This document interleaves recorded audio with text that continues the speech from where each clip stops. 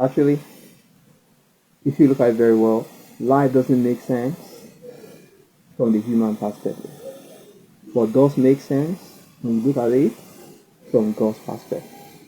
Now, the problem is, with all the evils that are going on in the world and the kind of darkness, corruption, scams, murder that goes on in the world, you will say, you even assume that God is not involved or God is not in existence.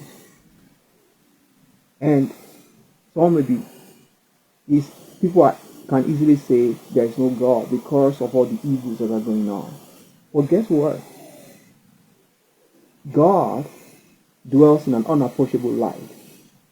He doesn't dwell in darkness.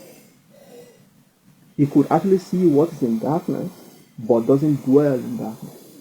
That's the problem. It cannot dwell in darkness. He doesn't tempt anyone with evil or does not involve himself in evil, but he knows when evil is going on. And the problem is, he doesn't interfere into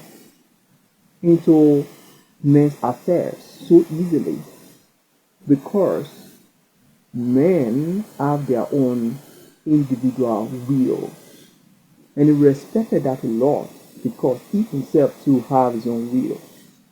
So the difference is that from the get-go, we decided that, okay, we want to do things on our own without relying on him from the Garden of Eden. So as a result of that, we have told God that we want to do things by ourselves. So he respected that on one hand. On the other hand, we are flesh. So, and God is spirit. It's kind of very difficult to walk with somebody who is directly opposite to you. I hope you understand what I mean. So, if you look at it from that perspective, it will help you to understand why life doesn't make sense from the human perspective, but makes more sense if you look at it from the God's perspective. And practically speaking, God will not strive with flesh. It's not possible. He doesn't even like doing that because it's just like as if he's wasting his time. And since the flesh does not even know the value of who he is or the worth of who he is, there's no point striving with flesh. And if you look at all the things that goes on in the world right now, like everywhere, it's nothing but evil that God Himself cannot afford to look at on a daily basis. So we men, we are trying, honestly, to cope with bad news, cope with evil happening in different parts of the world, and even the wars going on in the world. God cannot even behold evil in that manner. If you remember Sodom and Gomorrah, that it took time before God could decide on what to do.